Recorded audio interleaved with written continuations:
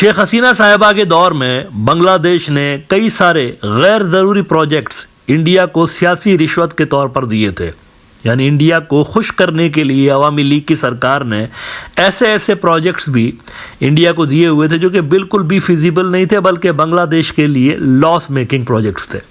As a result नई सरकार ने क्या किया, यूनिस की सरकार ने, कि उन्होंने उन तमाम प्रोजेक्ट्स की छानबीन का फैसला किया और आज ये बड़ी खबर आ रही है कि 3 प्रोजेक्ट्स कम से कम ऐसे डिसाइड कर लिए गए हैं जो कि पहले इंडिया को दिए गए थे, लेकिन अब उनको ख़त्म करने का उसूली फैसला कर दिया गया है। बांग्लादेश उन 3 प्रोजेक्ट्स को ख़त्म करेगा और इसके अलावा भी कई सारे और भी ऐसे प्रोजेक्ट्स हैं जो कि इंडिया कर रहा है, लेकिन आने वाले दिनों में वो प्रोजेक्ट्स भी ख़त्म हो सकते हैं। आज बिजनेस स्टैंडर्ड ने थोड़ी देर पहले ये रिपोर्ट लगाई है कि government considers withdrawing 3 rail projects from delayed Indian LOC, other sluggish Indian loan funded projects also under review. कह रहे हैं कि the government is considering withdrawing at least 3 rail projects involving over $800 million from the Indian loan funded portfolio, as they have shown little progress despite prolonged implementation periods, officials say। अच्छा, मुझे पता है कि India का जो मीडिया है वो इसको इंतहाई नेगेटिव अंदाज में लेगा, काफ़ी क्रिटिसाइज़ की जाएगी मोहम्मद यूनिस के ऊपर, उनकी सरकार के ऊपर, और तरह तरह के इल्ज़ामात उनके ऊपर लगाए जाएंगे।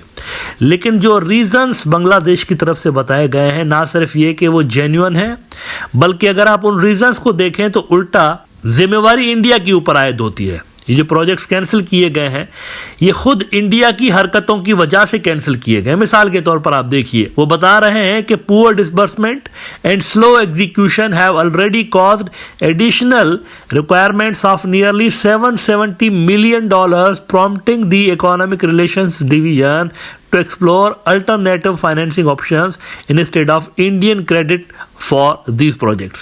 ERD officials said delays in obtaining Indian authorities' approvals are significantly hindering the implementation of these projects.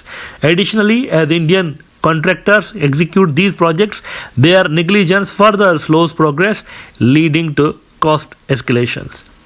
अब ये मामला है असल में। वो कह रहे हैं कि इतने स्लो हैं ये, अगर प्रोजेक्ट की मिसाल के तौर पर लाइफ होती है 3 साल की, 3 साल में कंप्लीट करना है, तो 8-8 साल तक वो प्रोजेक्ट्स चलते रहते हैं। ऑन टॉप ऑफ दैट, जब इंडिया अपनी लाइन ऑफ क्रेडिट देता है बांग्लादेश को, तो फिर उनकी कंडीशंस ऐसी होती हैं कि कॉन्ट्रैक्टर भी हमारा होगा, लेबर भी हमारा होगा, कंपनी भी हमारी होगी, मटेरियल भी हमारा होगा, सब हमारा होगा। अब उस चक्कर में बार बार अप्रूवल्स लेने पड़ते हैं और अप्रूवल्स आने में भी इतनी डिले होती है कि प्रोजेक्ट की कॉस्ट बढ़ती जाती है। वक्त के साथ साथ आपको पता है इन्फ्लेशन फैक्टर ऐड होता है, तो किसी प्रोजेक्ट की जो कीमत आज है 5 साल के बाद वो तो नहीं होगी, उसको कंप्लीट करने में जाहिर सी बात है ज़्यादा पैसा लग रहा होता है। तो एज अ रिजल्ट होता यह है कि प्रोजेक्ट की जो ओरिजिनल कॉस्ट होती है उसके डबल से भी ज़्यादा का पैसा असल में लग जाता है। सियासतदान जो थे शेख हसीना साहिबा टाइप, ये तो फ़ोटो वोटो खिंचवा के हैंडशेक करके इंडियन ऑफिशियल्स के साथ बड़ी हेडलाइन लगा के चले जाते थे कि जी इतने में बस प्रोजेक्ट कंप्लीट होगा, इंडिया करके देगा, आप और हम खून का रिश्ता 1971। लेकिन आगे की कहानी जो है कोई फॉलोअप ज़्यादा नहीं करता था। आगे की कहानी ये होती थी, वो प्रोजेक्ट्स ऐसे रुलते रहते थे। इसी स्टोरी के अंदर वो बता रहे हैं कि for instance the construction of the dual gauge railway line from Bogra to सितारागंज project was allocated $379.29 million in Indian credit. Implementation began in 2018, but due to delays, an additional $300 million has been requested from India. Look at that. Project की cost थी $379 million, लेकिन $300 million additional उन्होंने जो है मंगवा लिए India से कि मजीद चाहिए, क्योंकि वो जो कॉस्ट है वो बढ़ गई है, टाइम फ्रेम की वजह से कॉस्ट बढ़ गई है। और इसी तरह से वो कह रहे हैं currently Indian credit allocation stand at $312.48 million for Khulna Dharasana project with an additional $350 million required for full implementation. अब ये सूरत हाल है, $312 million में बन जाना चाहिए था, मजीद $350 million चाहिए, यानी 100% से भी ज़्यादा पैसा मजीद चाहिए। भरेगा कौन? ये बांग्लादेश भरेगा, ये लोन है सारा का सारा, कोई एड नहीं है, लोन है, इस पे इंटरेस्ट भी चार्ज होगा। दी प्रभृतिपुर to Konya project has been allocated $120 million, but an extra $120 million is now needed. $120 million का प्रोजेक्ट था, लेकिन इसको बनाने में कॉस्ट अब कितनी होगी? 240, डबल हो गई। 100% ज्यादा पैसा ये बांग्लादेशी भरेंगे। सूरत हाल क्या है इंडिया की लाइन ऑफ क्रेडिट की, इसके लिए वो कहते हैं कि however this estimate is based on 2023 calculations. ये जो अभी मैंने आपको सारे फिगर्स बताए कि 100% ज्यादा पैसा इन प्रोजेक्ट्स पे भरा जाएगा, तो वो बता रहे हैं ये 2023 के एस्टीमेट्स हैं। अगर आप 2025 के लगाएंगे तो और ज्यादा हो जाएंगे, यानी 100% से भी ज्यादा पैसा इसके ऊपर मजीद खर्च होगा जो ओरिजिनल कॉस्ट थी। Meaning current requirements could be even higher, वो कहते हैं। According to railway sources, over the past 6 years, the disbursement rate of Indian loans for the 3 rail projects has been just 1%. अब इस पे क्या कहा जाए मुझे बताइए। 2018 से आप प्रोजेक्ट शुरू करते हैं, फोटो सेशन हो गया, जज्बाती तकरीरें हो गई, आपको तो हम डेवलप करके छोड़ेंगे, देखिएगा कैसे डेवलप करते हैं, हमारी दोस्ती देखिएगा इंडिया की दोस्ती कैसी है। 2018 में वादा करते हैं और 1% डिस्बर्स किया, सिर्फ 1%। ये क्या मजाक है।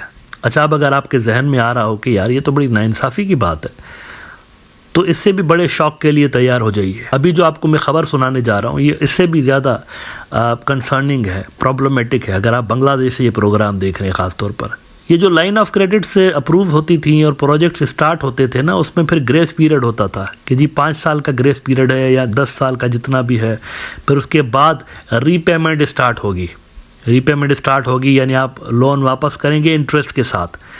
अब होता यह है कि वो जो इंडिया के प्रोजेक्ट्स होते हैं ना, वो ग्रेस पीरियड गुजर भी जाता है, तब तक फिनिश नहीं हो पाते इन चक्करों की वजह से, और एज अ रिज़ल्ट होता पता है क्या है, अभी प्रोजेक्ट चल रहा होता है, उसकी कंस्ट्रक्शन चल रही होती है और बांग्लादेशी जो है वो रीपेमेंट भी स्टार्ट कर देते हैं। मतलब प्रोजेक्ट कोई नहीं है ग्राउंड पे, अभी कोई सुविधा नहीं मिल रही लोगों को, फैसिलिटीज़ कोई नहीं मिल रही, पहले से ही रीपेमेंट स्टार्ट, उन्हीं के पैसे बांग्लादेश से लेकर इंटरेस्ट भी कमा रहे हैं उस पर, और फिर बांग्लादेश से ही पैसे लेकर बांग्लादेश को दे रहे हैं, ये लो, ये लगा लो, ये वापस करिएगा हमें बाद में। अपने पैसे हैं, इफेक्टिवली ये उनके अपने पैसों से बन रही होती है चीज़, लेकिन वो इंडिया को भी जाते हैं पैसे फिर, और उस पर इंटरेस्ट भी लग रहा होता है। ये ज़रा देखिए October 2024, the Business Standard, Bangladesh paying Indian line of credit instalments with projects still incomplete. Key factors contributing to these delays include the slow approval process from Indian authorities at various stages and the Indian appointed contractors' negligence in implementation. Many projects have also faced setbacks due to a lack of preparation prior to initiation. यानी आप उसका repayment start कर देते हैं, वो आपसे installments लेते रहते हैं, फिर आप ही के पैसे आप ही को रिटर्न करते हैं, यानी आप 2 बार पेमेंट करते हैं बेसिकली। ये होता रहा है। शेख हसीना का जो इंडिया के साथ ताल्लुक था इस तरह से था, लूटमार, अंधी लूटमार मची हुई है, अंधी लूटमार। जैसे कोई मफ्तूहा इलाका नहीं होता, आपकी मर्जी जहां से आपको दिल करे लूटमार बस मचाते रहिए, ये सूरत हाल वहां पर लगी हुई थी। इसको रोकने की बेसिकली कोशिश की जा रही है। मैं आपको ज़रा इंडिया के लाइन ऑफ क्रेडिट्स जो सो कॉल्ड इन्होंने लिए हुए हैं 2010 से लेकर, उनका एक इंटरेस्टिंग पहलू दिखाना चाहूँगा, एस्पेक्ट दिखाना चाहूँगा, बड़ा इंटरेस्टिंग एस्पेक्ट है। आप देखिएगा जुल्म क्या क्या होता रहा है बांग्लादेश के साथ।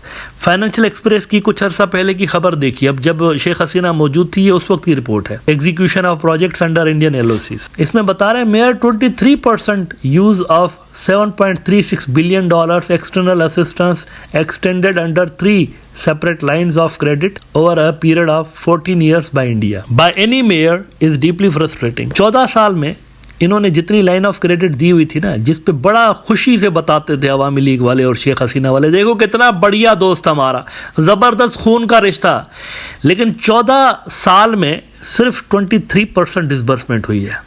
23%। ऐसे ऐसे प्रोजेक्ट्स हुए हैं, अभी प्रोजेक्ट कंप्लीट नहीं हुआ, रुल गया है बीच में, रीपेमेंट स्टार्ट हो चुकी है पहले ही, बांग्लादेश का इंटरेस्ट के साथ, सूद के साथ रीपेमेंट भी कर रहा है। तो ये होता रहा है। अब मुझे पता है कि इंडियन मीडिया जो है इन तमाम इश्यूज के बावजूद ब्लेम तो बांग्लादेश को ही करेगा कि देखो मोहम्मद यूनिस तो एंटी इंडिया बंदा आ गया वहाँ पर, और इसने तो देखो इंडिया के प्रोजेक्ट्स बंद कर दिए।